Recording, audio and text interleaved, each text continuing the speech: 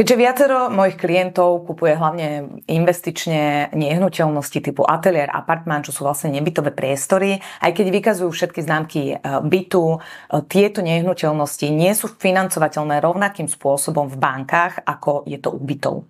Preto som sa rozhodla s vami podeliť sa o moju skúsenosť s financovaním apartmánov a ateliérov, hlavne čo sa týka Bratislavy.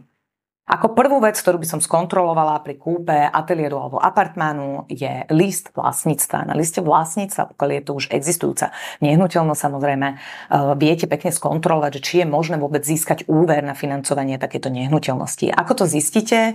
No pozrite si podobné alebo teda rovnaké nehnuteľnosti v rámci toho bytového domu.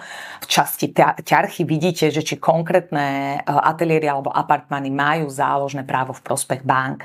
Pokiaľ majú záložné právo v prospech bank, znamená, že vaši budúci susedia financovali túto nehnuteľnosť prostredníctvom hypotekárneho úveru.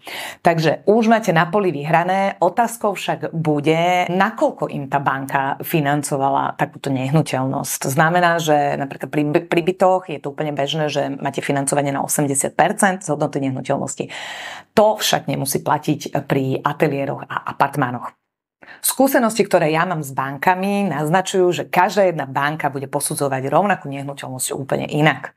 Niektoré banky rovno zamietnú takúto nehnuteľnosť, iné banky povedia, že potrebujú potvrdenie o celočnom bývaní od obce alebo mesta.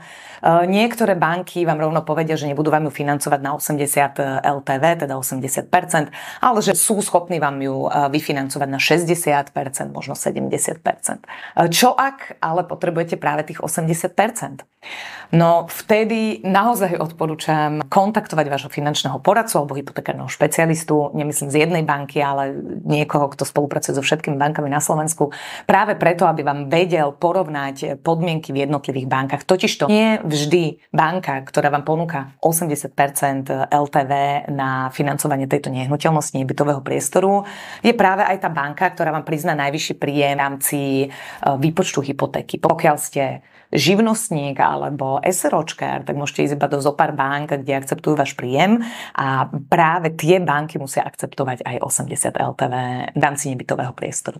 Čo sa mne nepodarilo, je samozrejme 80% financovanie. Bolo to viacero ateliérov a apartmánov vo viacerých častiach Bratislavy.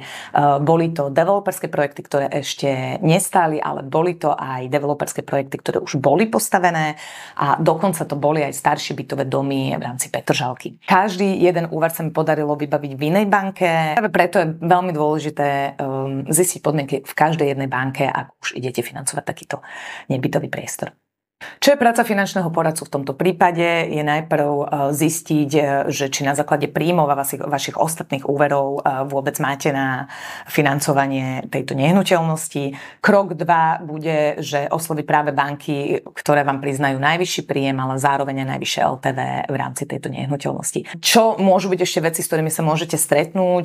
To sa týka hlavne mladých ľudí do 35 rokov, ktorí môžu mať nárok na hypotéku pre mladých a chceli by práve využiť zníženú cenu takéto nebytového priestoru, aby tam mohli bývať.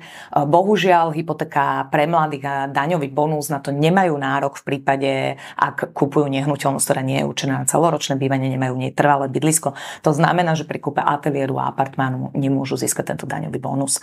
Na to si treba dať pozor. Čo sa týka investorov, ktorí investujú do takýchto nehnuteľností, keďže financovanie prostredníctvom hypotekárneho úveru je trošku komplikovanejšie, zložitejšie, tak musia rátať s tým, že keď budú predávať takúto nehnuteľnosť, tak tiež to nemusí byť úplne najjednoduchšie a teda sa im zúži tá cieľová skupina tých kupujúcich, ktorí by mali záujem o takúto nehnuteľnosť.